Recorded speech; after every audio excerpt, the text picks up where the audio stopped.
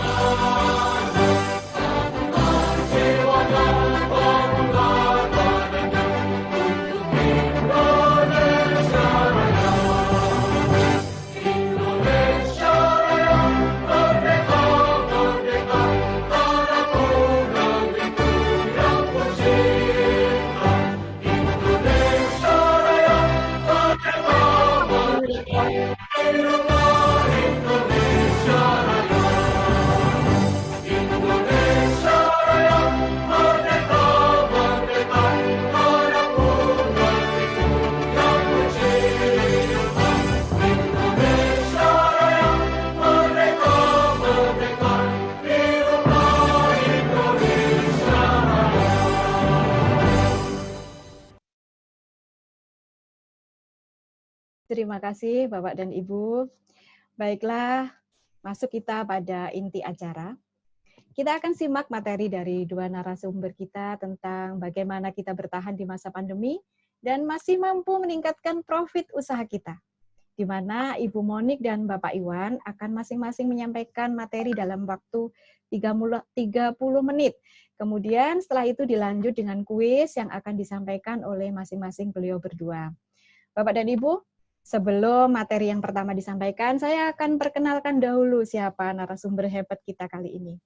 Pemateri yang pertama kita adalah Ibu Monika Handayani, SEAK, CAMM panjang ya gelarnya ya.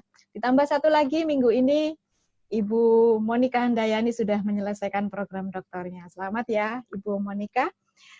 Beliau adalah pakar keuangan dari Politeknik Negeri Banjarmasin. Jauh-jauh nih kita impor beliau, kita impor.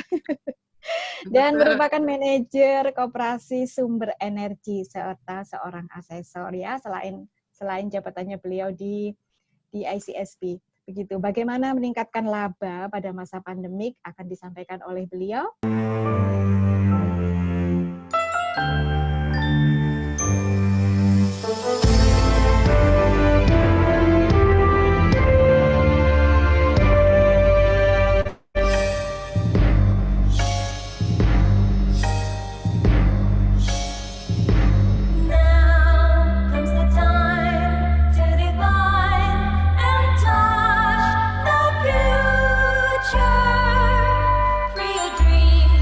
Make it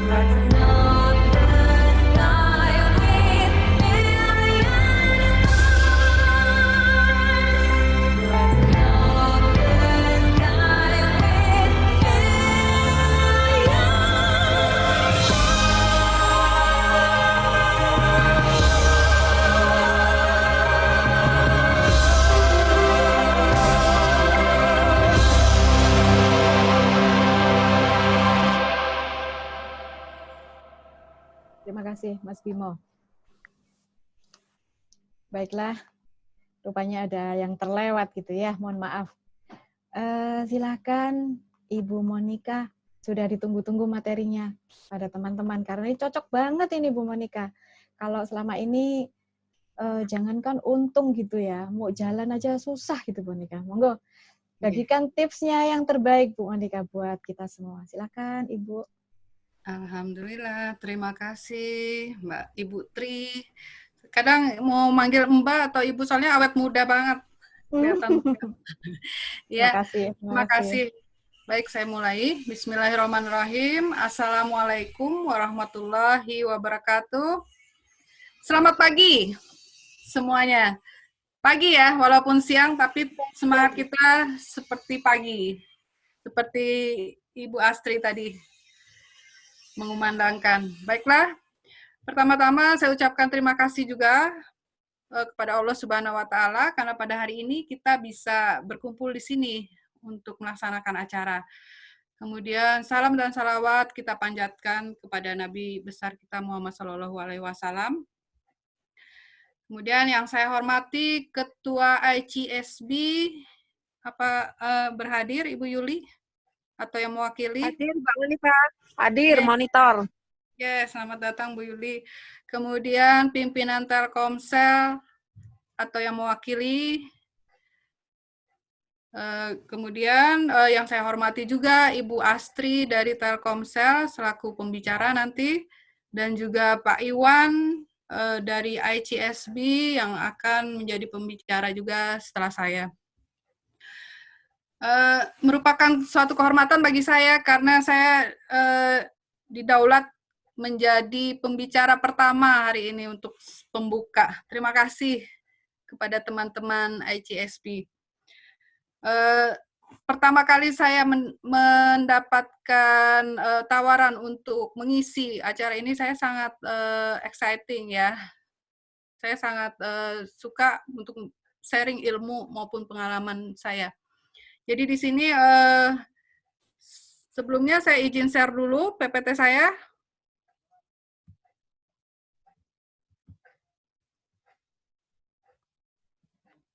Apa bisa terlihat? Terlihat, baiknya di slideshow aja Ibu Monica supaya lebih besar. Ya. Baik. Ya, sudah terlihat semua ya? Keren, sudah. Sampun, monggo. Alhamdulillah. Baik, sebelum saya menuju ke materi hari ini, mungkin saya ingin sharing pengalaman dulu kepada Bapak dan Ibu sekalian. Baik, saya ini memperkenalkan lagi, nama saya Monica Handayani. Saya adalah seorang dosen di Politeknik Negeri Banjarmasin. Namun selain saya dosen, saya juga minat di dalam bisnis atau usaha. Jadi mungkin saya ingin sharing pengalaman saya, bukan pengalaman sukses saja, tapi juga pengalaman-pengalaman yang saya belum beruntung dalam bidang bisnis. Agar pengalaman saya ini bisa menjadi inspirasi bagi Bapak dan Ibu, supaya nanti dalam usahanya jangan melakukan hal tersebut. Nah, jadi saya waktu tahun 2012 sampai 2013 itu mengikuti bisnis. Saya berusaha membangun bisnis saya. Kebetulan saya hobinya makan dan fashion. Nah, karena itu bisnis saya seputaran itu. Jadi pada saat itu saya bisnis membuka warung makan. Sekaligus dua saat itu. Saya membuka warung makan di kantin universitas satu, dan satunya lagi di pasar pada saat itu. Nah, sebetulnya seperti kantin, kemudian pasar itu pangsa pasarnya kan sudah jelas ya. Kalau kantin itu pasti pangsa pasarnya adalah mahasiswa, kemudian staf-staf pengajar, staf-staf kampus, lingkungan kampus. Nah, begitu juga di pasar. Di pasar kan sudah jelas juga pelanggannya, para penjual dan pembeli yang ada di situ. Nah, namun karena saya pada saat itu masih mengawali bisnis, dan saya jujur saya kurang memanage waktu itu. Jadi untungnya permodalan pada saat itu saya modal sendiri, jadi bukan modal dari pihak ketiga ya. Karena kalau pihak ketiga pasti akan pusing ya kalau kita nanti ditagih untuk membayar hutang dan lain sebagainya. Jadi kegagalan saya pada saat itu, saya pertama tidak fokus karena saya adalah dosen, kemudian saya tidak bisa 100% mengelola bisnis saya pada saat itu. Nah, itu adalah kegagalan saya. Kemudian yang kedua, saya salah memilih sumber daya manusia. Jadi pada saat itu saya ada orang yang mengelola dan kebetulan pengelolanya kurang amanah. Nah, itu. Jadi kemudian yang ketiga, pembukuan. Nah, walaupun saya dari akuntansi, pada saat itu karena kesibukan saya mengabaikan pembukuan. Nah, padahal itu sangat penting di dalam usaha. Jadi pembukuan ini bisa digunakan untuk pengambilan keputusan di kemudian hari. Nah, baik, jadi usaha saya yang pertama gagal, warung makan. Akhirnya saya usaha rumah hijab. Pada saat itu saya usaha baju, jualan baju. Alhamdulillah usahanya rame. Jadi setiap bulan perputaran persediaan barang saya itu keluar terus ya. Jadi barangnya itu dibeli orang, kemudian saya beli lagi. Waktu itu di Mangga Besar dan Tanah Abang. Jadi karena fashion itu berkembang, jadi setiap saat itu harus berubah-ubah. Nah, kemudian kendalanya pada saat itu ya pertama ya memang karena saya tidak bisa fokus tadi. Saya sambil mengajar, kemudian sambil usaha. Nah, itulah kendala yang paling utama sebetulnya yang harus diingat bahwa kalau ingin usaha, kita harus fokus pada usaha tersebut. Jadi tidak bisa disambil ya, apalagi usaha tersebut baru dibentuk. Oke, mungkin itu sedikit sharing pengalaman saya. Baik, kita masuk ke materi. Materinya judulnya adalah tips meningkatkan laba untuk UMKM di masa pandemi COVID-19. Ada beberapa cara untuk meningkatkan laba, di antaranya sebagai berikut. Yang pertama, memaksimalkan arus kas usaha. Kemudian yang kedua, menyusun strategi marketing yang tepat. Yang ketiga, meningkatkan efisiensi operasional usaha. Yang keempat, ekspansi usaha. Yang kelima, karyawan sebagai salesperson. Nah, penjelasannya mari kita simak satu persatu. Memaksimalkan arus kas usaha. Salah satu cara untuk meningkatkan laba adalah dengan memaksimalkan arus kas usaha Anda. Sebagai contoh, Anda bisa memberikan diskon ya untuk pelanggan. Nah, potongan harga mungkin terlihat merugikan, tapi hal ini akan menarik lebih banyak orang untuk membeli, juga meningkatkan loyalitas dari pelanggan. Nah, kemudian untuk meningkatkan pemasaran itu caranya seperti apa? Nanti kita bisa melihat ke slide selanjutnya, yaitu strategi pemasaran. Kemudian yang kedua, menjaga cash flow, bahwa pentingnya untuk mengelola uang tunai untuk operasional usaha. Nah, di sini yang kadang kita salah kaprah ya. Kita dapat pinjaman uang. Pinjaman uang berarti pihak ketiga ya. Nah, itu bisa berupa hutang jangka menengah, jangka panjang ya. Nah, ini digunakan untuk membeli aktiva tetap. Akibatnya, maka operasional usaha kita akan terganggu karena uang yang seharusnya dari pihak ketiga itu jangan dibelikan aktiva tetap, tapi itu digunakan untuk modal kerja ya. Jadi perputarannya harus yang cepat. Nah, ini salah satu saja ya. Jadi cash flow ini, kita bicara cash flow pasti ada pemasukan dan pengeluaran, pasti ada biaya-biaya. Nah, kemudian yang berikutnya adalah merapikan pembukuan. Jadi jangan lupa untuk merapikan sistem pembukuan. Karena sistem pembukuan yang rapi itu dapat membantu Anda dalam melihat kondisi keuangan yang detail. Ya, jadi dengan begitu, Bapak dan Ibu bisa mengambil keputusan berdasarkan kondisi keuangan usaha Anda. Ya. Jadi kalau misalkan kita tidak ada catatan keuangan, kita tidak tahu apakah kita harus investasi kah, membeli banyak persediaan, atau mau membeli aset kah? Karena kita tidak ada pencatatannya. Jadi inilah, walaupun mungkin pembukuan yang sederhana, tapi kita harus membuat suatu catatan untuk keuangan. Kemudian mengelola keuangan. Nah, mengelola keuangan. Kalau orang akuntansi pasti berkutat di laporan keuangan. Nah, jadi jangan segan-segan Bapak dan Ibu untuk bertanya mungkin pada orang-orang akuntansi, gimana sih mengelola keuangan? Gimana sih bentuk laporan keuangan? Nah, kalau laporan keuangan yang minimum harus ada di akuntansi itu berupa neraca, laporan laba rugi, laporan perubahan modal, laporan arus kas, dan catatan atas laporan keuangan. Namun, kalau masih sederhana saja, paling tidak ada neraca dan laporan laba rugi.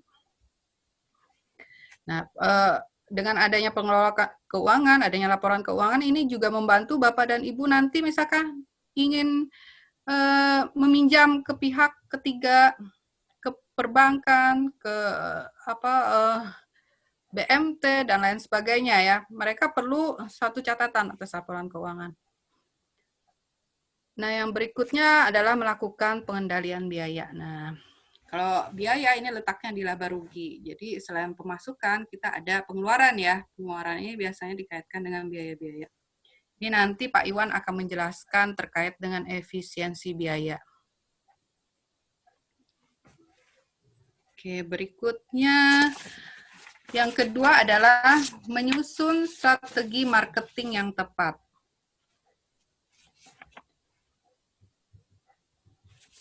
Nah, jadi strategi marketing yang tepat ini sebaiknya seperti apa? Nah, strategi marketing ini juga sering disebut dengan ujung tombak dari perusahaan. Jadi marketing ini memiliki tugas yang menarik, di mana agar orang bisa membeli produk yang kita punya. Nah, apa yang harus kita lakukan? Salah satu cara yang kita lakukan adalah membuat strategi marketing yang menarik. Pertama, buatlah perencanaan yang berisi strategi marketing yang akan dilakukan oleh usaha Anda. Nah, di sini saya contohkan, kalau terkait dengan strategi marketing, kita akan mengenal bauran 4P, yaitu terdiri dari produk, promotion, price, dan place. Nah, strateginya seperti apa? Yang pertama adalah strategi produk berupa inovasi. Nah, inovasi yang dilakukan. Nah, sekarang kita tahu di masa pandemi ini PPKM ya, kemudian social distancing. Nah, kita susah untuk bertemu dengan teman, kemudian bertemu dengan kerabat. Nah, kita bisa melihat dari situ, mengambil peluang dari situ. Dengan ketidakbisa kita untuk bertemu, kita bisa mengirimkan sesuatu, misalkan pada saat acara ulang tahun, kemudian acara syukuran. Nah, itu ada peluang. Sebagai contoh, kue, misalkan usaha kue.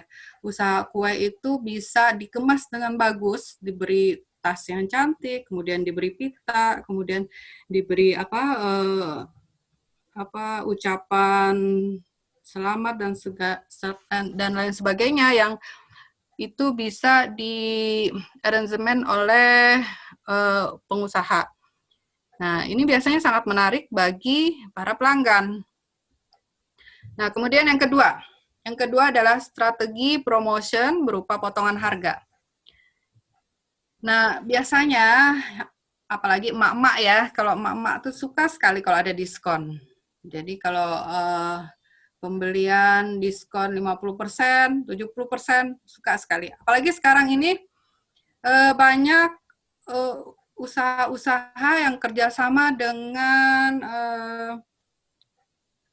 Shopee, misalkan, kemudian OVO, dan lain sebagainya. Nah, biasanya ada bannernya diskon gitu. Sebagai contoh, saya agak ini juga ya, tertarik karena diskonnya tadi.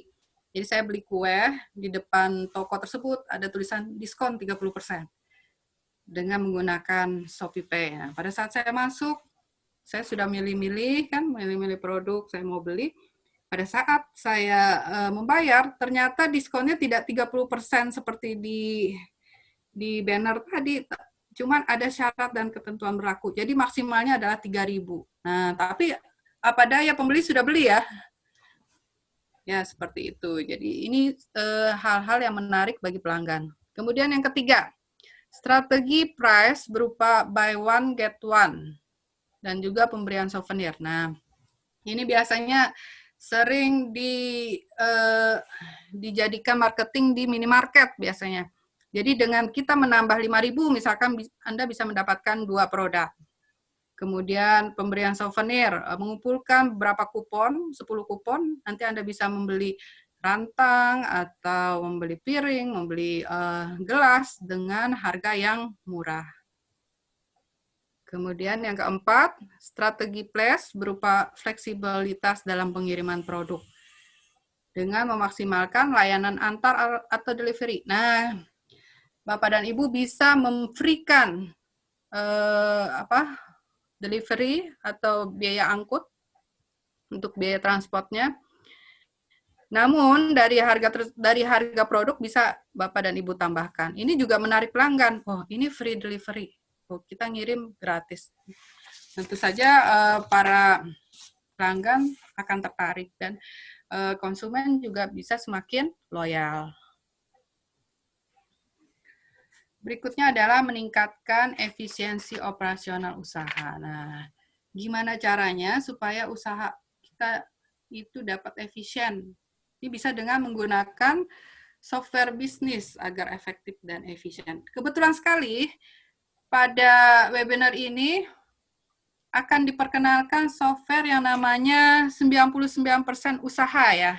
Nah, ini merupakan salah satu software bisnis yang menarik.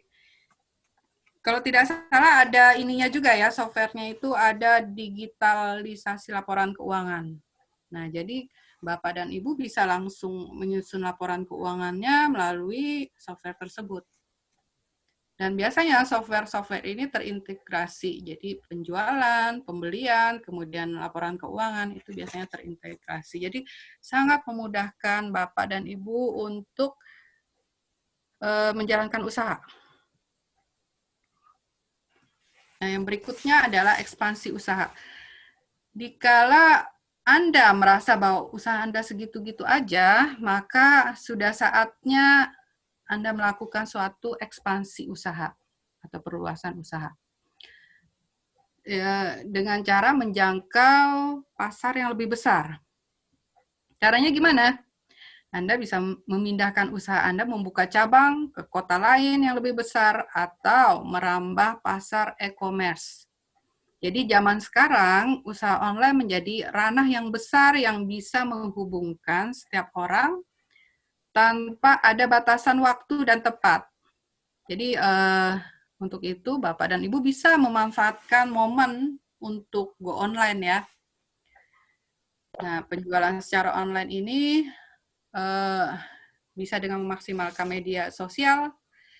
Nah, pelatihan-pelatihan ini nanti mungkin ada juga seperti digital marketing ya. Jadi media sosial Anda itu diolah sebagaimana rupanya supaya menarik dari sisi foto-fotonya, kemudian dari sisi kontennya, kemudian gimana cara menarik follower dan lain sebagainya ya. Maaf, MC masih lama waktunya? Halo? Masih ada waktu, Ibu, silakan. Masih masih. ada sedikit lagi, kayak 5 menit. Oke, saya lanjutkan. Yang kelima, karyawan sebagai salesperson. Nah, di sini hal yang bisa Bapak dan Ibu lakukan dengan membuat karyawan menjadi salesperson. Loh, kenapa harus jadi salesperson? Bukannya mereka ditempatkan sesuai dengan skill dan divisi masing-masing. Ini untuk yang usaha yang besar kan pasti ada karyawan produksi, kemudian ada karyawan pemasaran, kemudian ada karyawan keuangan ya. Nah, tapi tidak hanya mereka menjalankan fungsinya, tapi karyawan ini bisa difungsikan juga sebagai tenaga penjual, salesperson. Jadi gimana caranya? mereka bisa menjadi penghubung bisnis dengan pelanggan dengan beberapa cara, yaitu jadi pemilik bisa men-sharing pengetahuan terkait dengan mengenai produk atau layanan, perubahan yang harus dilakukan, kemudian melayani pelanggan, dan hal-hal lain yang bisa didiskusikan. Oke, terima kasih. Berikutnya adalah mengelola permodalan UMKM. Biasanya terkait dengan permodalan UMKM ini, kita harus betul-betul selektif ya. Gimana cara menginvestasikan dananya, kemudian bagaimana cara mencari sumber dananya.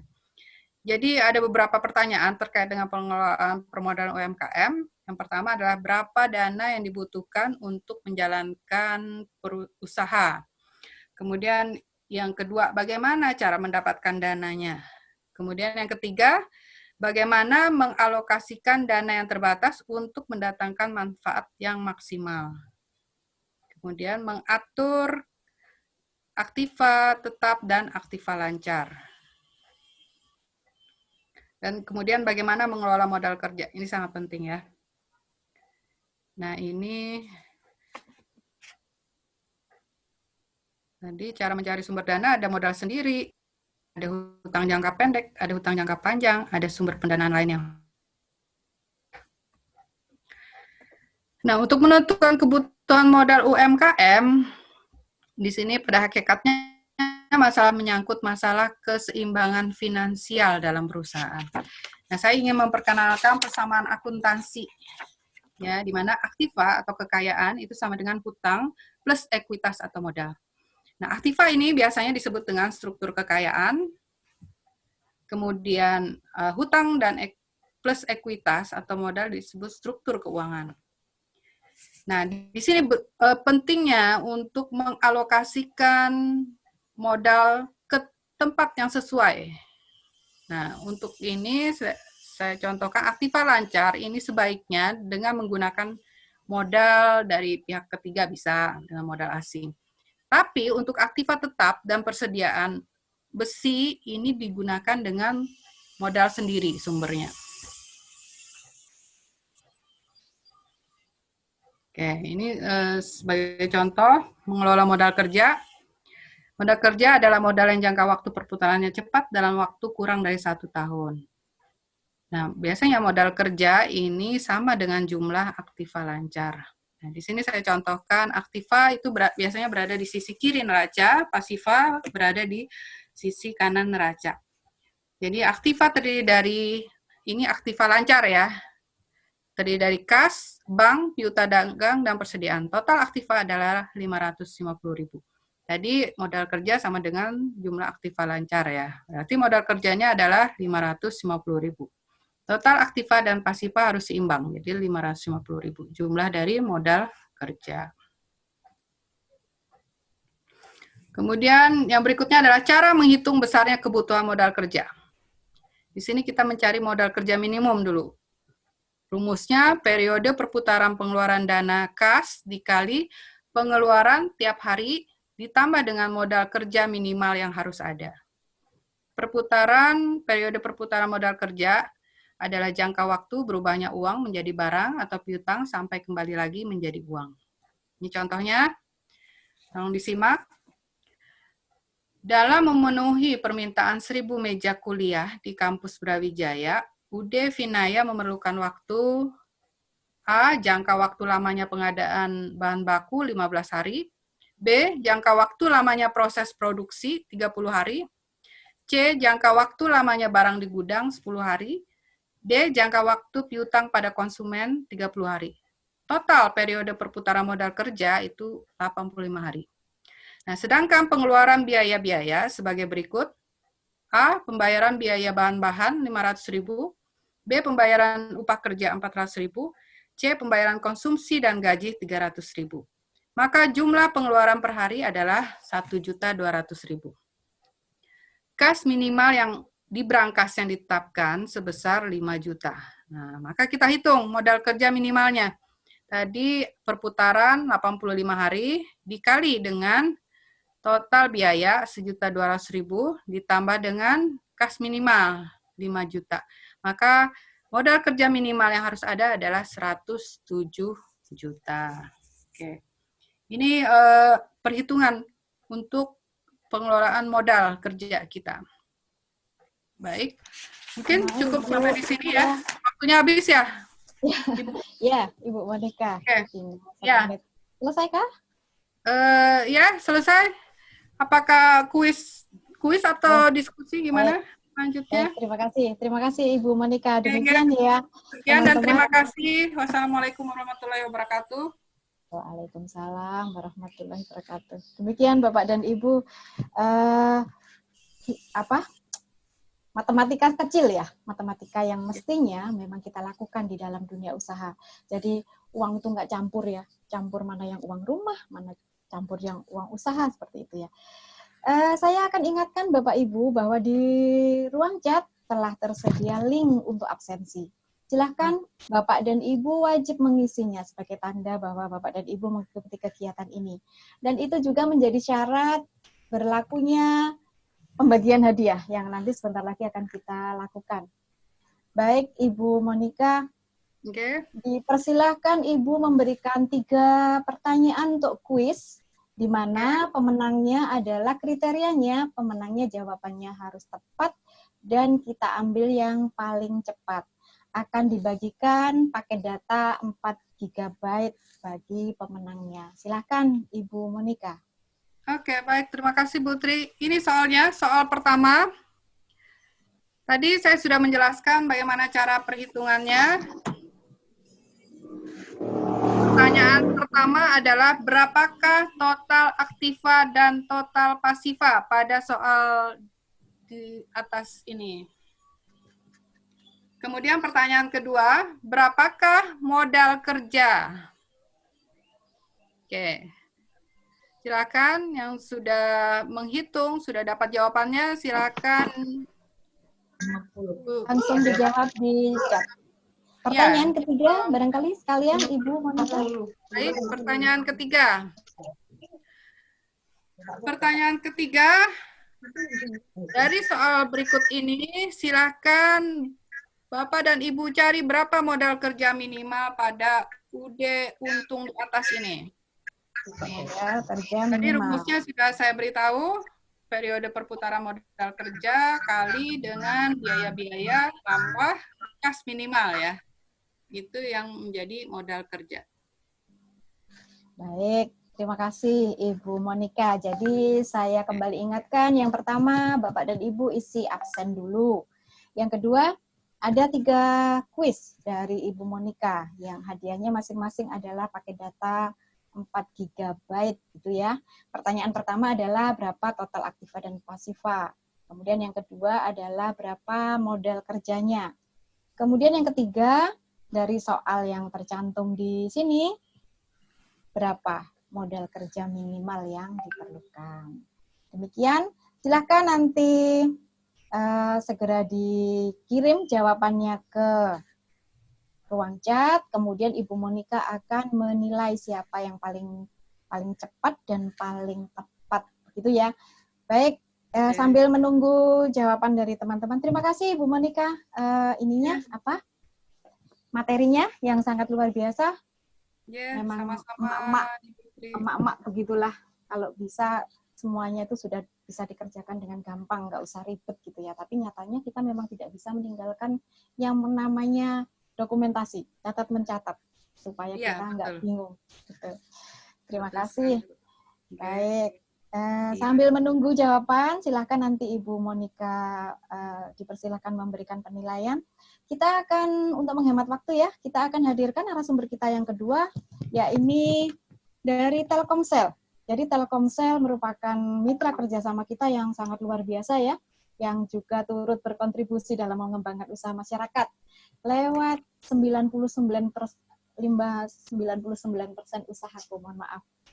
Apa dan bagaimana bisa turut mengambil manfaat dari 99% usahaku, kita akan dengarkan penjelasan dari Ibu Astrid Anggraini, Supervisor Small Medium Enterprise Channel Koordinator Jawa Timur, di mana beliau juga akan memberikan hadiah berupa 3 saldo link aja senilai masing-masing Rp50.000 dan 3 paket data senilai 4 GB. Banyak ya, hadiahnya 6.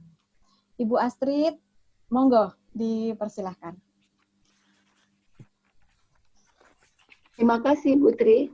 Sama-sama, Ibu. Semangat pagi. Selamat pagi. Pagi. Biar nggak ngantuk ya, Bapak Ibu. Iya. Harus tetap semangat pagi. Assalamualaikum warahmatullahi wabarakatuh. Terima kasih untuk teman-teman ICSB yang sudah mengajak Telkomsel untuk sama-sama menggarap UKM di Indonesia, khususnya di Jawa Timur. Saya langsung aja ke slide saya, biar nggak lama juga. Saya ingin menjelaskan apa itu, mungkin tadi kan sudah dijelasin juga ya, 99% usahaku.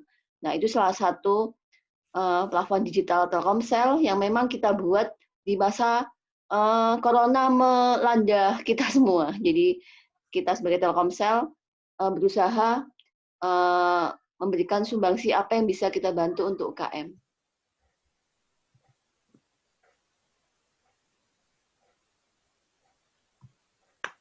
Oke, sudah keluar, Bu. Oke, apa itu 99% usahaku? Jadi, langsung aja saya mau bagiin hadiah ke Bapak Ibu, biar nggak pakai lama. Bapak Ibu nanti, atau sekarang boleh, atau nanti boleh, langsung download di Play Store atau App Store gitu ya. Cari 99% usahaku 2.0, seperti ini. Nah, setelah itu Bapak Ibu bisa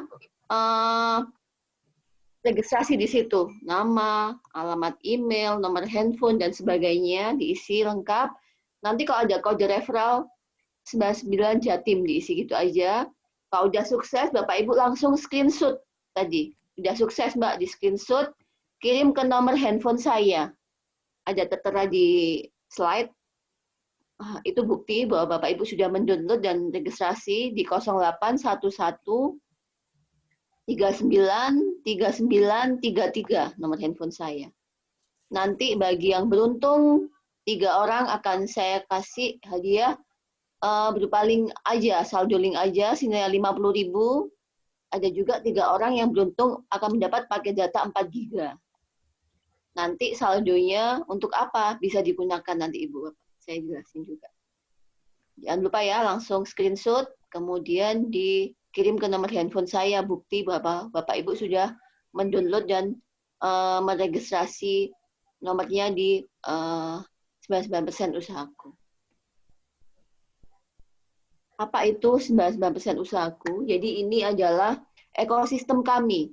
Jadi Telkomsel membuat 99 usahaku ini, kita di situ nanti akan lengkap memfasilitasi UKM-UKM yang tergabung di 99 usahaku. Dari mulai distribusi, financing, digital tool, community, sampai supply barang, dan payment. Tadi kan Mbak Monik juga udah bilang ya, ada sistem pembukuan digital seperti itu ya. Misalnya Bapak Ibu sudah transaksi sudah mulai besar, selama ini manual, akhirnya bingung. Di situ Telkomsel juga siap ada namanya keuangan digital. Jadi ini adalah gambaran besar ekosistem di 99 usahaku. Nanti kita udah kerjasama dengan beberapa perusahaan dan juga komunitas di Indonesia. Yang pasti yang saat ini udah jalan, distribusinya udah dengan JNE, untuk financing kita udah jalan dengan Bank Mandiri dan Bank Mega.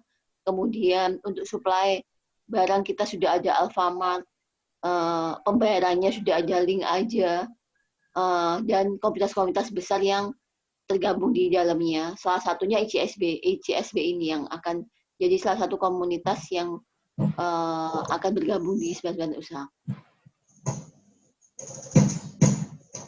Sedikit saya kasih video yang biar Bapak Ibu, kalau misalnya saya jelasin mungkin agak ngantuk, mungkin kalau dengan video sedikit, oh seperti ini, begitu ya saya.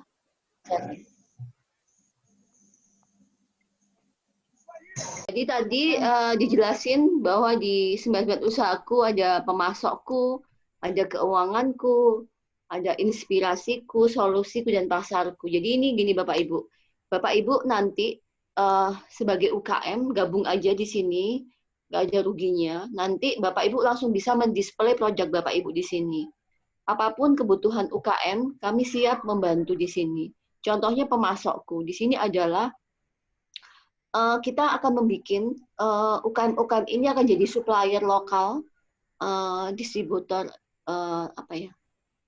pemasok lah di sembilan usahaku. Jadi kita itu memang ingin mempertemukan UKM-UKM yang ada di Indonesia ini untuk saling melengkapi kebutuhannya. Misalnya usaha Bapak Ibu adalah jual minuman kemasan. Bapak Ibu membuat minuman jahe seperti itu mungkin ya. Bapak Ibu butuh untuk kulaan kalengnya. Nah, kita akan mempertemukan Bapak Ibu bisa mencari supplier yang ada di 9 usahaku ini untuk Bapak Ibu memberi secara grosir tempat kemasannya seperti itu. Atau barang Bapak Ibu yang sudah Bapak Ibu display di toko yang di Kalimantan butuh barang Bapak Ibu, mereka akan kulaan di produknya Bapak Ibu untuk diambil, dijual di Kalimantan dan sebagainya seperti itu. Jadi kita mempertemukan pemasok-pemasok, supplier lokal maupun nasional di 9 usahaku ini. Nggak untuk kemungkinan kita juga kerjasama dengan supplier nasional seperti Jacknot, Bulog, Alfamart. Nah, itu yang nanti dia akan mencari kebutuhan barangnya yang mau diisi di toko-tokonya, mungkin bisa lewat UMKM dan gabung di 9% usahaku. Kemudian ada keuanganku. Nah, ini adalah salah satu jadi Bapak Ibu misalnya butuh modal usaha, Telkomsel siap memfasilitasi. Kita udah kerjasama dengan bank-bank pemerintah yang sudah jalan adalah Bank Mandiri dan Bank Mega. Kedepannya masih banyak bank lain yang akan gabung. Jadi Bapak Ibu butuh modal usaha, Bapak Ibu bisa mengajukan lewat 99% usahaku ini. Kemudian ada solusiku. Nah, solusiku ini adalah produk-produk yang bisa mendukung memudahkan usaha Bapak Ibu. Misalnya tadi yang Mbak Monica jelasin, Bapak Ibu butuh laporan keuangan secara digital. Di sini ada dari rekan kita Artaka yang akan siap membantu untuk Ibu Bapak Ibu melakukan keuangan digital. Kemudian misalnya Bapak Ibu butuh kasir digital, kita juga siap di sini, kasir digital, toko digital. Jadi solusi yang dibutuhkan yang mendukung usaha Bapak Ibu, kami siap ada di sini. Salah satu juga ada namanya paket data UKM. Jadi mungkin selama ini Bapak Ibu beli paket data Telkomsel mungkin ke outlet atau ke Telkomsel melalui My Telkomsel atau bintang 363 pagar. Nah, di 9 usahaku kita siapin paket data khusus yang lebih murah dari yang ada di My Telkomsel. Jadi memang khusus UKM. Mulai harga 25.000 sampai 100.000 ke atas. Jadi kalau Bapak Ibu cukup, selama ini kalau 25.000 beli di My Telkomsel, pasti dapatnya cuma 2 giga. Nah, di sini dengan 25.000 Bapak Ibu udah dapat 4 giga seperti itu. Dan ada solusi-solusi lain. Ada My Ads. My Ads adalah salah satu digital marketing kami yang kami siap membantu untuk memasarkan produk Bapak Ibu. Jadi mungkin kalau Bapak Ibu pernah ke mall gitu ya, kemudian tiba-tiba dapat SMS Burger Shot atau Excelso buy one get one, itu ada salah satu marketing digital Telkomsel, My Ads. Seluruh pelanggan Indonesia, ada 160 juta lebih pelanggan Indonesia siap menjadi pelanggan Bapak Ibu. Bapak Ibu bisa menggunakan itu untuk memasarkan usahanya. Mungkin nanti next di pertemuan mendatang, di training selanjutan, saya akan khusus mengajarkan Bapak Ibu untuk menggunakan layanan My Ads-nya Telkomsel ini, marketing digitalnya gimana gitu ya. Kemudian inspirasiku di situ juga akan kita kasih contoh-contoh pengusaha atau yang sudah sukses lah, kiat dan tips-tipsnya gitu.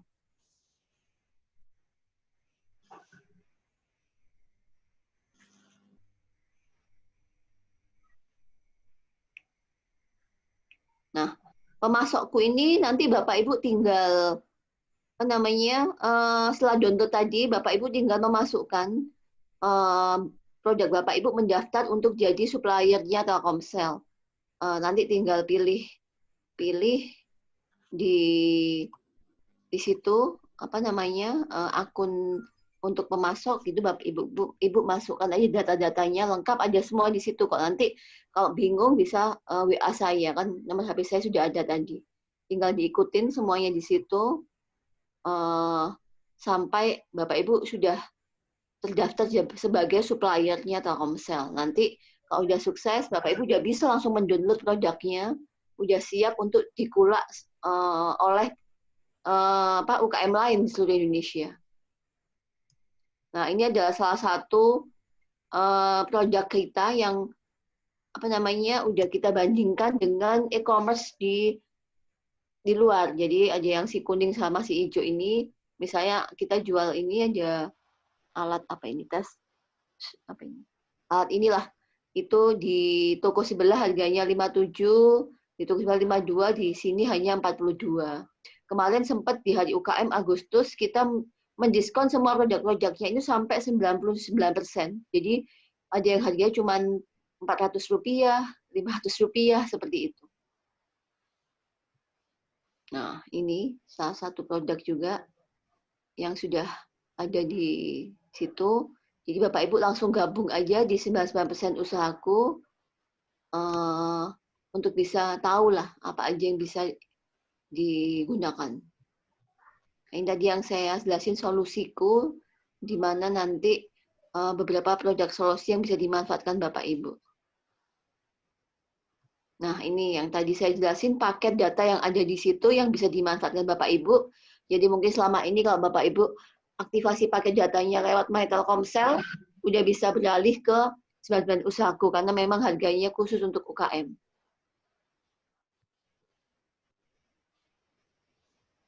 Nah, ini Artaka yang laporan digital tadi.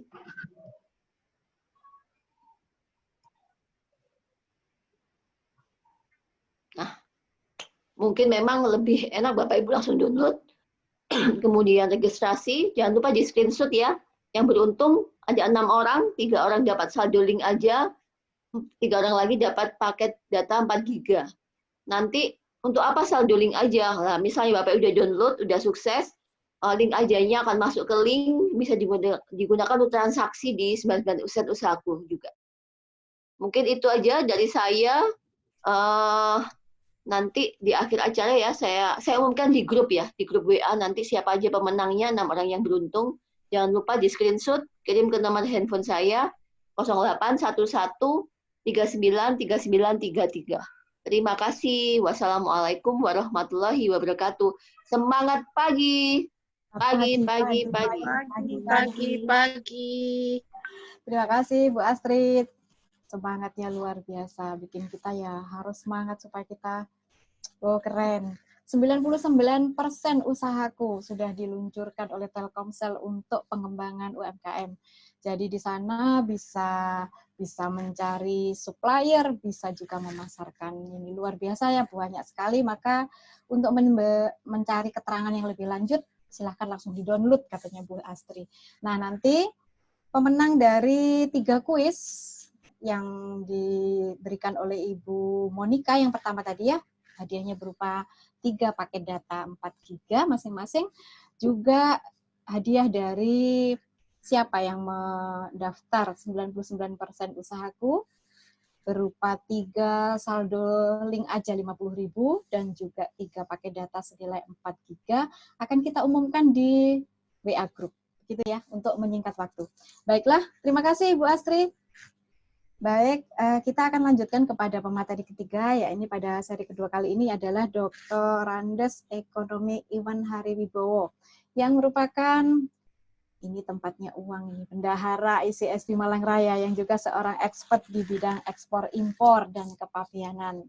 Saat ini, selain sebagai pengampu beberapa mata kuliah ekspor impor dan kepabeanan di beberapa kampus dapat sebagai operasional dan administrasi manajer pada perusahaan penanaman modal asing PT Mulia Usaha Bersama di Malang. Pengalamannya dalam mengelola keuangan ya sudah tidak perlu lagi kita ragukan gitu ya. Baik, Seperti apa sih sebenarnya mengelolanya? Monggo Bapak Iwan Katuran. Saya aturkan waktu 30 menit ya Pak Iwan. Silakan Pak Iwan. Assalamualaikum warahmatullahi wabarakatuh. Waalaikumsalam warahmatullahi wabarakatuh. Matur nuwun Putri untuk waktunya.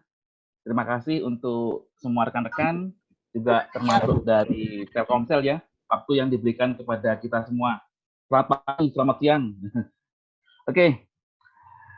Saya lanjutkan dari materi dari Ibu Monika tadi ya. Dengan Bu Monika sudah banyak sekali materi yang luar biasa yang diberikan Ibu Monika. Expert sekali dalam bidang keuangan. Baik, saya akan meneruskan tentang topik-topik yang hari ini diluncurkan kepada para pengusaha UKM, yaitu tentang bagaimana kita bisa mendongkrak profit di masa COVID, itu topiknya. Ya. Oke, kemudian dari topik ini akan saya turunkan dengan pengalaman-pengalaman saya.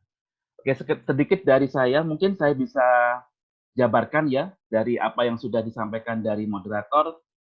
Sehari-hari saya sebetulnya fokus utamanya itu selain dosen itu juga sehari-hari saya masih ada berkecimpung dalam industri.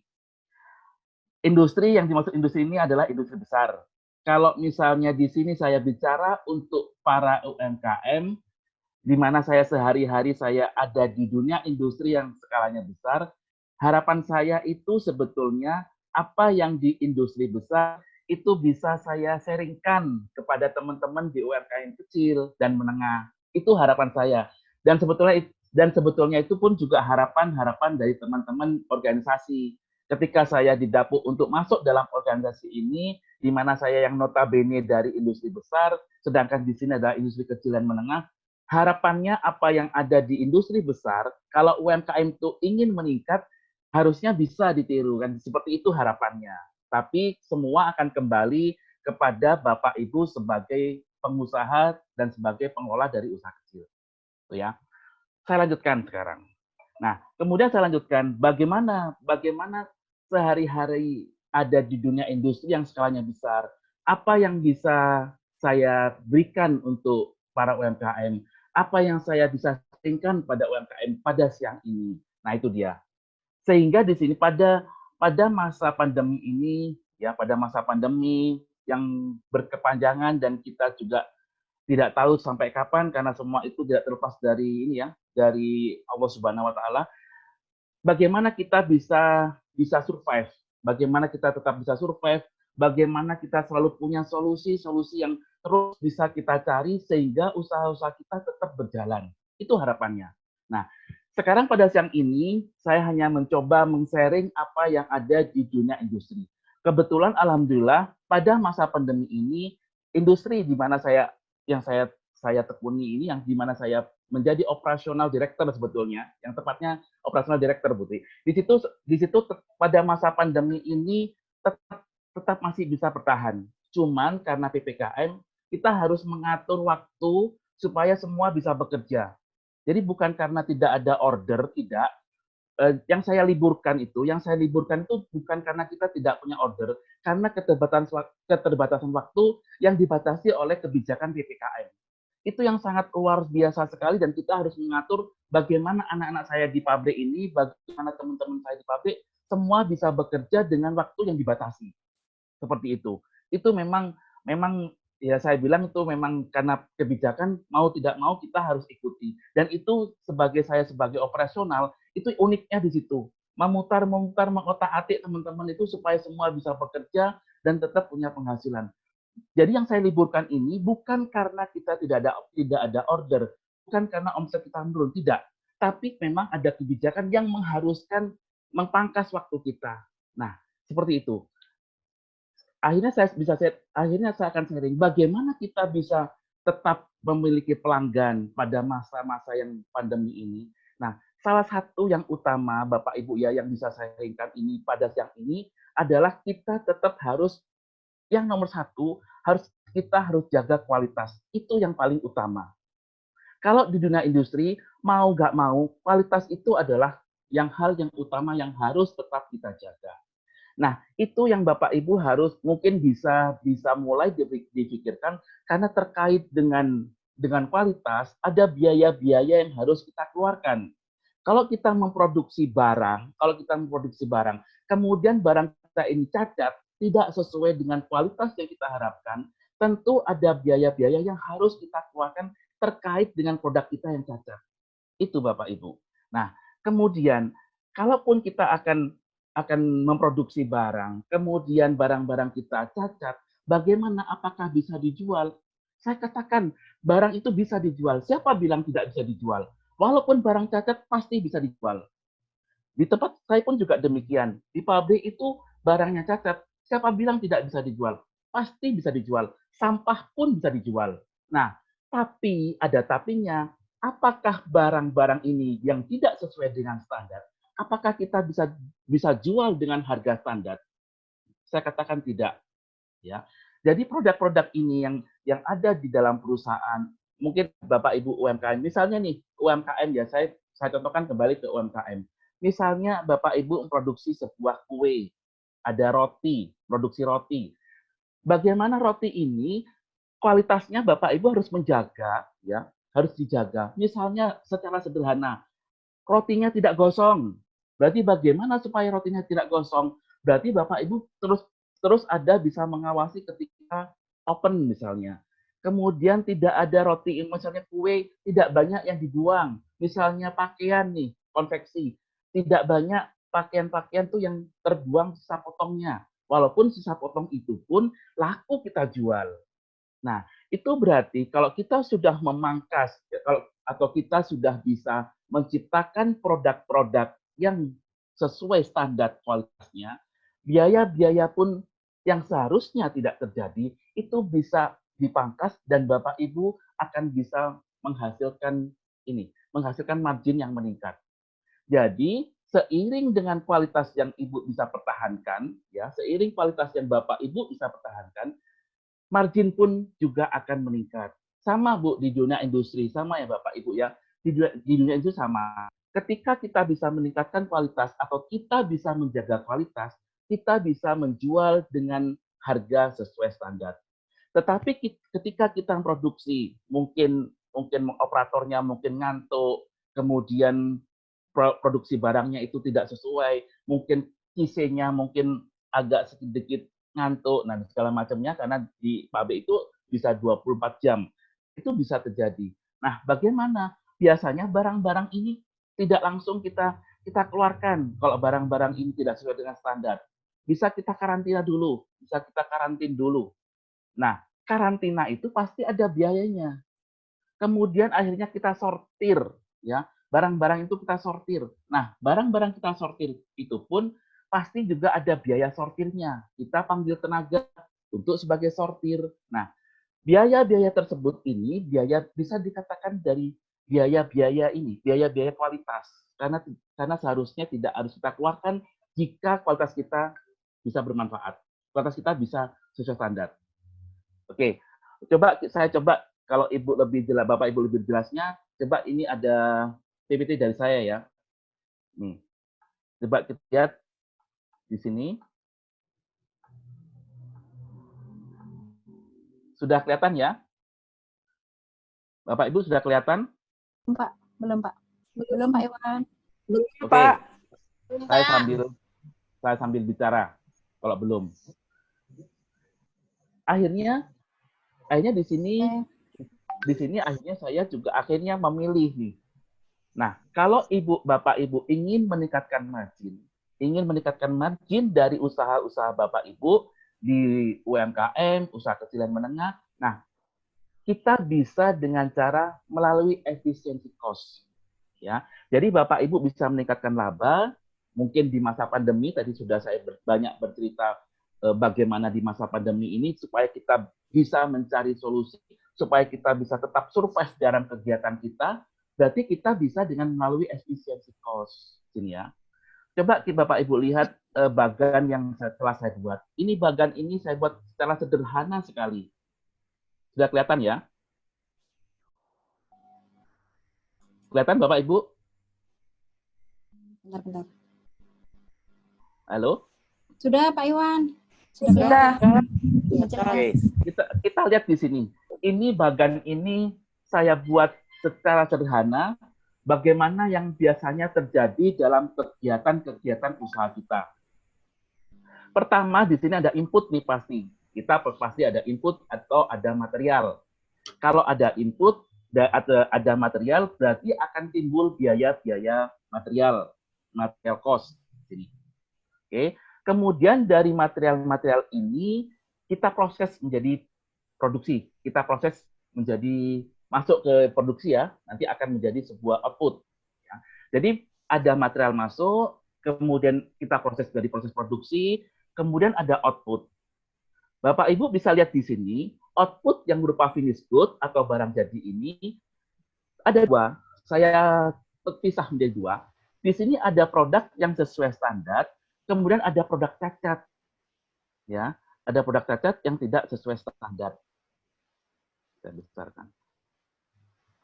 Oke, kemudian bisa saya teruskan. Sebentar. Ya, saya teruskan. Di situ ketika diproduksi, berarti akhirnya saya pecah menjadi dua hasilnya. Kelihatan gambarnya? Halo? Kelihatan ya? Kosong tapi belum. Nah, Kelihatan ya? Saya besarkan. Oke, saya besarkan. Sudah kelihatan. Oke.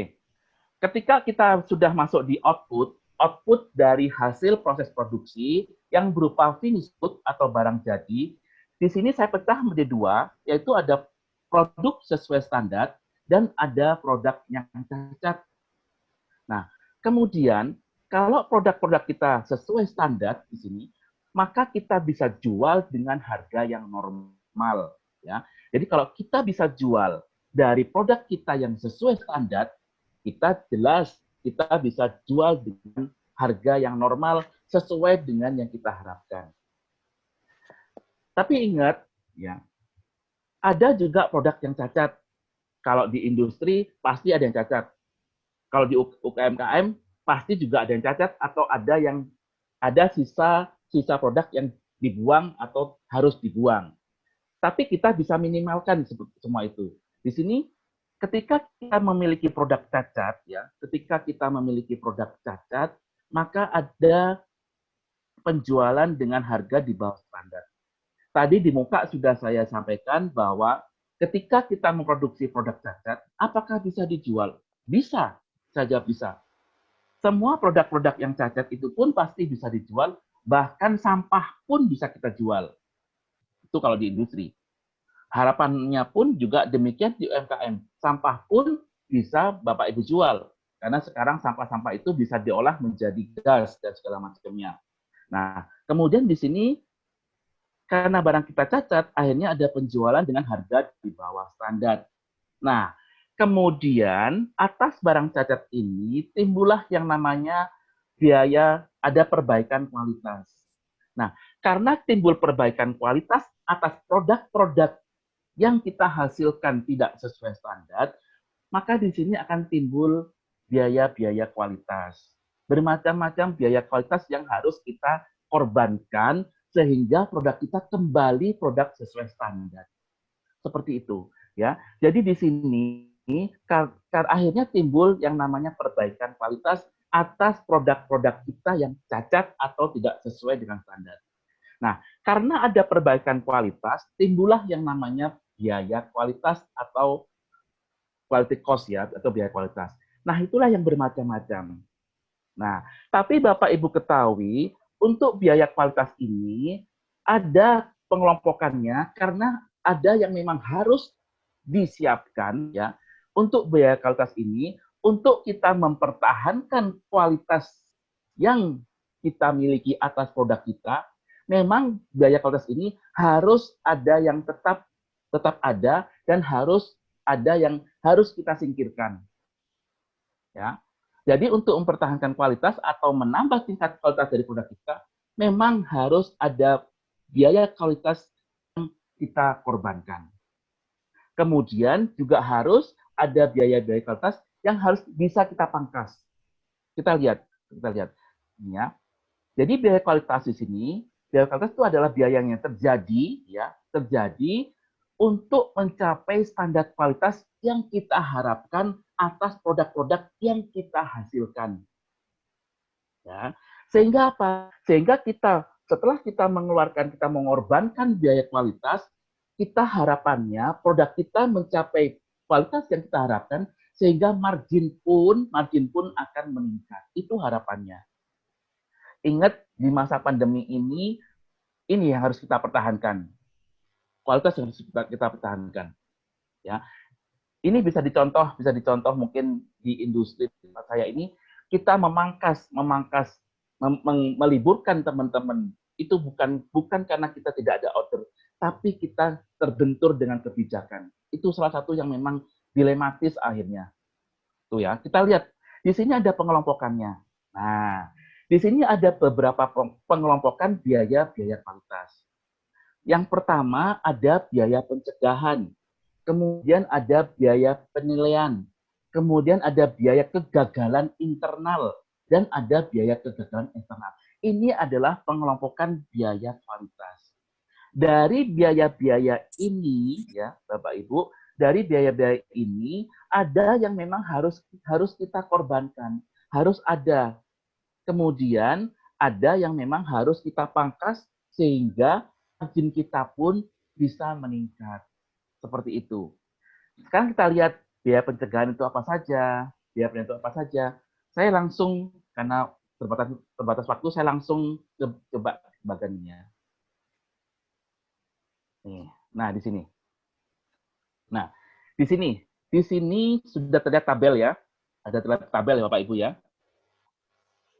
Ada? Sudah terlihat tabel ya? Sudah, Pak. Oke. Di sini saya contohkan kategori-kategori dari biaya kualitas. Ya, jenis-jenisnya. Ya tadi sudah saya sebutkan ada 4 jenis biaya kualitas. Ada biaya pencegahan, ada biaya penilaian, ada biaya kegagalan internal, dan ada biaya kegagalan eksternal. Nah, apa saja yang masuk dalam pos-pos tersebut? Ini saya contohkan di PTX di Kota Malang. Yang masuk di biaya pencegahan, di sini saya contohkan adalah biaya pelumas mesin produksi. Ya, kalau mungkin Bapak Ibu di sini usahanya ada mesin, mungkin ada mesin jahit, mungkin ada mesin penggiling, itu kan juga semua mesin atau alat-alat. Di situ mungkin butuh biaya pelumas untuk maintenance. Nah, itu salah satu contoh dari biaya pencegahan, di mana ketika kita memiliki mesin, kita siap dengan maintenance, kita butuh spare part, butuh biaya pelumas, kita itu harus ada rutin maintenance. Supaya apa? Supaya tidak sampai mesin-mesin kita, alat-alat kita ini sampai rusak pada saat kita membutuhkan untuk digunakan proses produksi. Nah, jadi di sini biaya pencegahan ini saya contohkan mungkin biaya pelumas, mungkin biaya pemeliharaan mesin produksi, kemudian biaya suku cadang, ya, penggantian spare part. Nah, kemudian ada biaya trial. Nah, di sini biaya-biaya pencegahan ini bisa jadi tidak bisa kita pangkas, ya, tidak bisa kita hilangkan. Nah, biaya-biaya ini yang pencegahan ini mungkin harus ada di tempat Bapak Ibu untuk menjaga kelangsungan dari jalannya produksi kegiatan dari produk-produk Bapak Ibu yang dihasilkan. Situ. Itu yang pertama, biaya pencegahan. Kemudian di sini yang biaya pencegahan ini juga ada biaya trial ya Bapak Ibu, ada uji coba.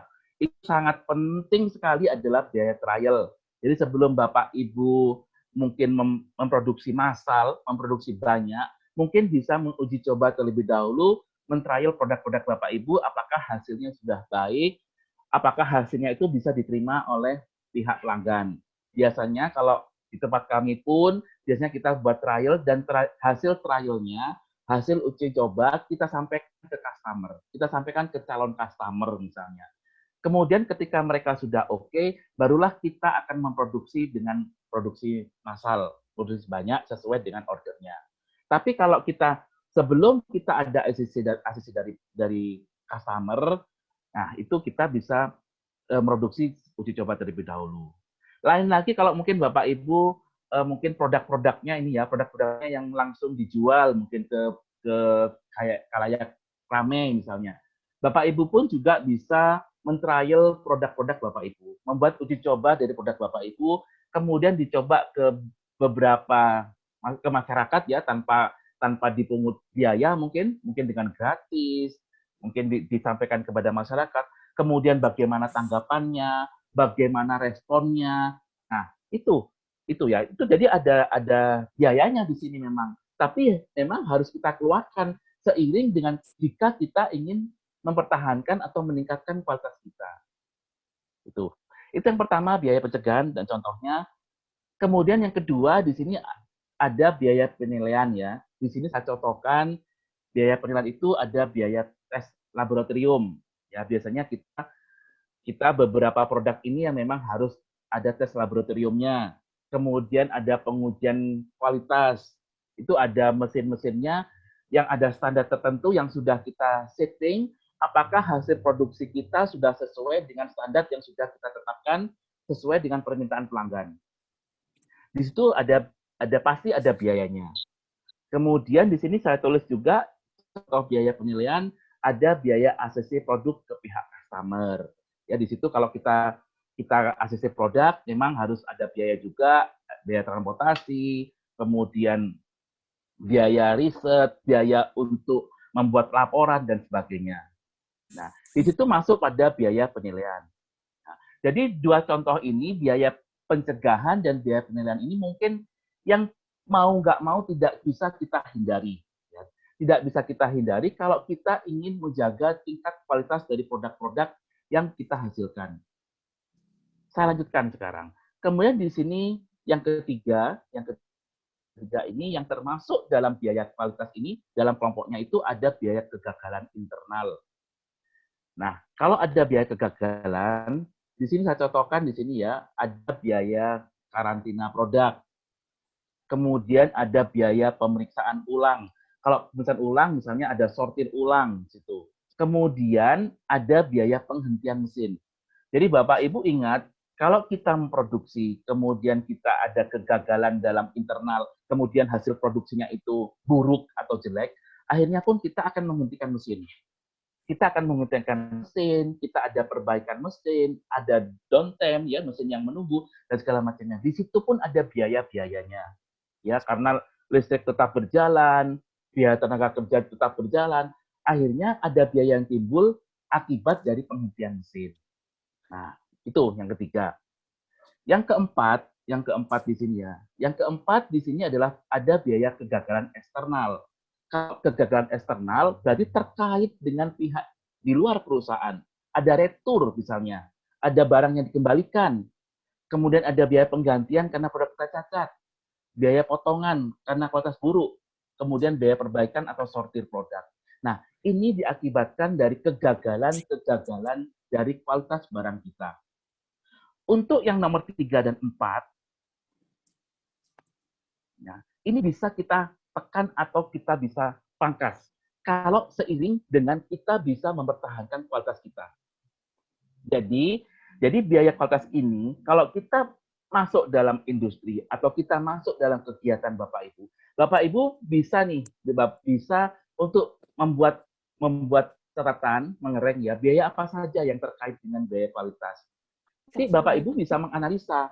Harapan saya Bapak Ibu bisa menganalisa mana biaya-biaya yang harus terjadi terkait dengan kualitas produk Bapak Ibu, mana biaya-biaya ini yang bisa dipangkas juga terkait dengan kualitas. Seperti saya contohkan di sini.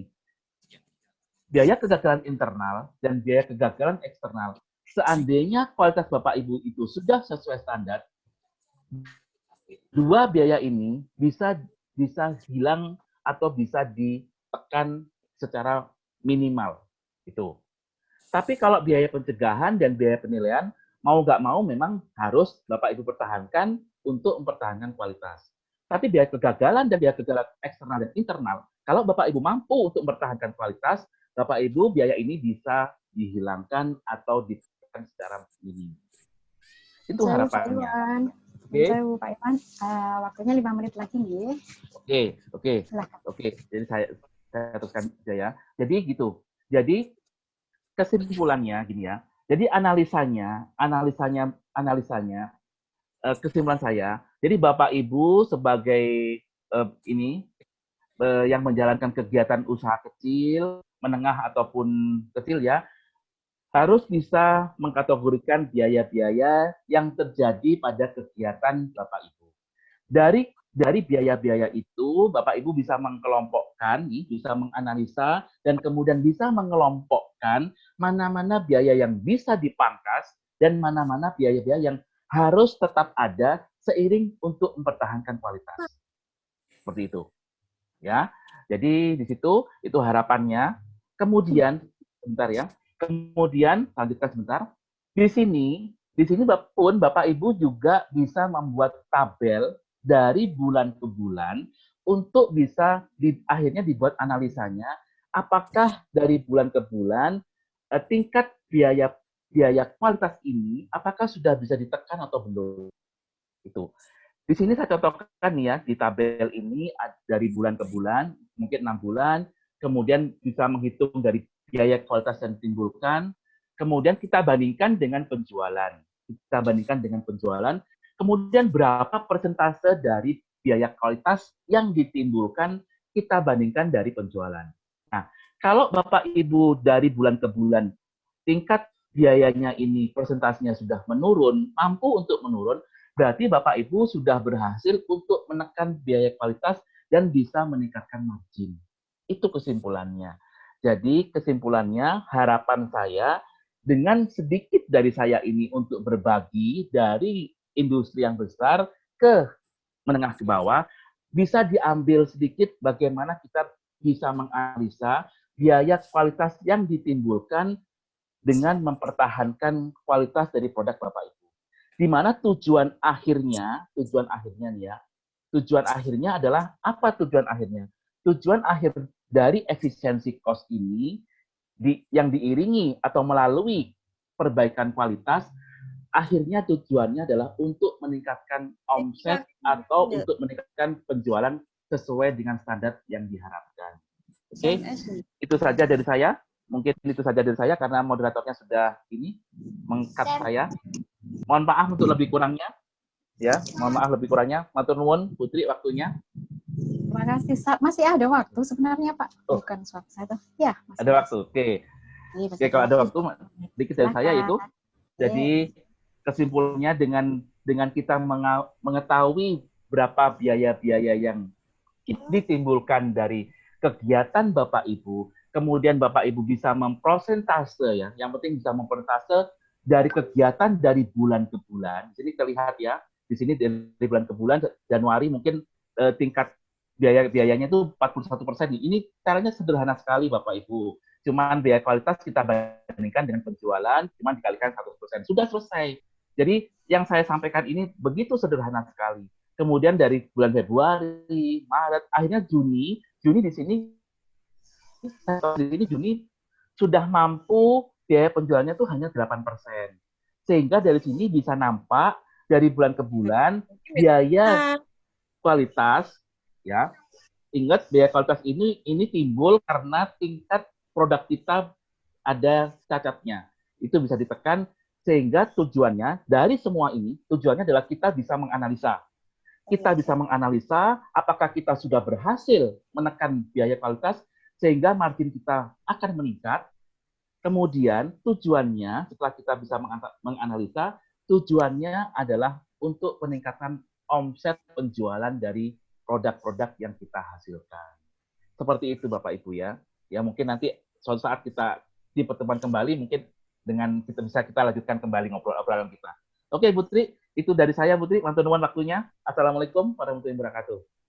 Waalaikumsalam warahmatullahi wabarakatuh. Terima kasih Pak Iwan. Nah, ternyata kalau kita memproduksi barang atau memberikan layanan kepada pelanggan tidak sesuai dengan standar, bukannya kita malah untung ya ternyata, tetapi malah keluar biaya-biaya untuk perbaikan. Dan ini semuanya di belakang itu UUD gitu ya, ujung-ujungnya itu duit. Kalau kita standarnya kita turunkan dengan maksud untuk menghemat biaya, sebenarnya maksudnya supaya untungnya lebih banyak, ternyata kosnya lebih gede, sehingga Betul. omset di belakang pun juga itu. Fatal, Baik, Bu. itu Justru betul. fatal kalau Gitu ya Pak Iwan ya. Jadi apa yang diharapkan pelanggan itu harus tetap dipenuhi oleh seorang produsen ataupun oleh seorang pengusaha, karena itu yang menjadi tolak ukur bagaimana kita bisa bertahan dan mengembangkan usaha itu. Kira-kira gitu ya Pak Iwan ya. Baik, terima kasih Pak Iwan.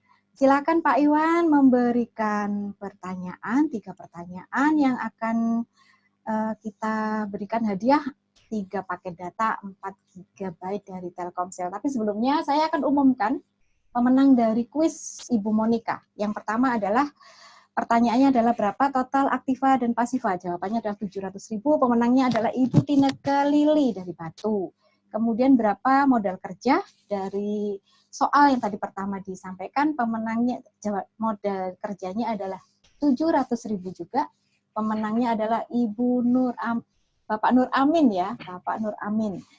Kemudian pertanyaan ketiga, modal kerja minimalnya berapa?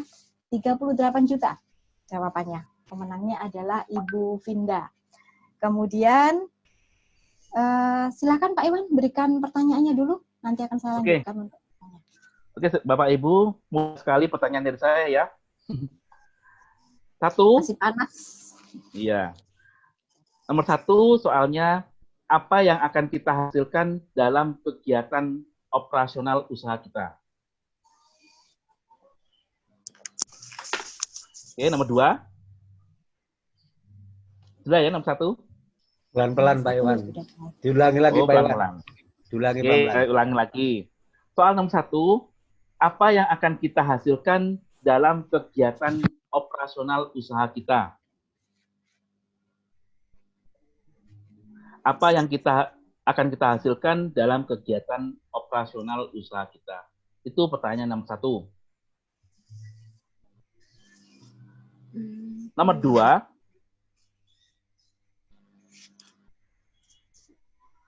Nomor 2, apa yang dimaksud dengan biaya kualitas?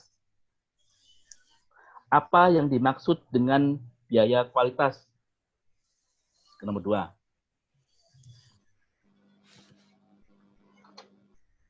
Baik. Nomor 3, apa yang diharapkan dengan adanya perbaikan dan peningkatan kualitas? Apa yang diharapkan dengan adanya perbaikan dan peningkatan kualitas? Itu nomor 3. Ketiganya dijawab semua atau sendiri-sendiri, Pak? Bagaimana moderator? Ya, jadi jawabannya adalah dijawab sendiri-sendiri. Pertanyaan nomor 1, saya jawab dulu. Kemudian pertanyaan nomor 2, pertanyaan nomor 3, dijawab sendiri-sendiri. Nanti Pak Iwan akan memersani dari chat yang masuk kepada kami. Ya. Baik, terima kasih Pak Iwan. 3 pertanyaannya, silahkan teman-teman menjawab dan mengirim jawabannya ke chat. Sesuai standar. Saya akan umumkan pemenang dari link aja yang Rp50.000 ya, saldo link aja Rp50.000. Yang pertama adalah Bapak Muhammad Solikul Huda, kemudian Ibu Suci Nindita, yang ketiga adalah Ibu Herlina Sa'diah. Kemudian hadiah paket data 4 GB dimenangkan oleh 1 Ibu Dewi Kustiwi, yang kedua Ibu Ririn Susanti, yang ketiga adalah Ibu Maria Ulfa. Keren sekali hari ini, semoga panjenengan semua merasa selain mendapatkan hadiah juga mendapatkan ilmu yang luar biasa ya dari para narasumber kita yang hari ini sudah susah-susah kita culik untuk bisa ketemu dengan panjenengan semua. Baik, sambil menunggu Pak Iwan mengoreksi jawaban dari panjenengan, tapi jangan khawatir, panjenengan kalau belum keluar dari grup, makanya jangan keluar dari grup, karena akan ada info-info yang selanjutnya.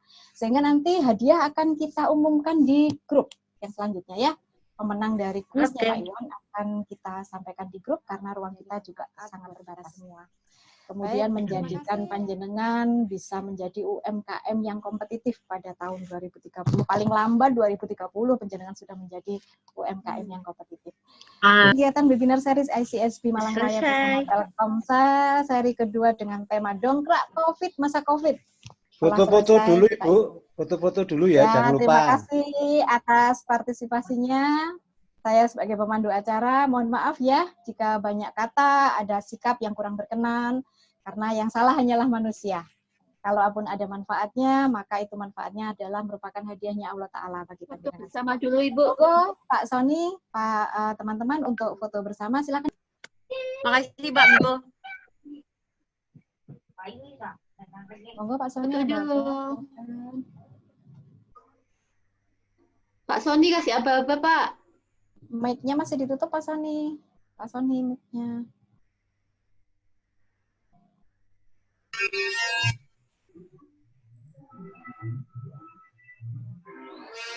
Ya, 1, 2, 3. Lihat yuk. Ya, sekali lagi ya. Sekali lagi. Siap. Yang halaman 2 bentar ini belum. Ya, yang halaman 2-nya. 1, 2, 3. Terima kasih. Assalamualaikum warahmatullahi wabarakatuh.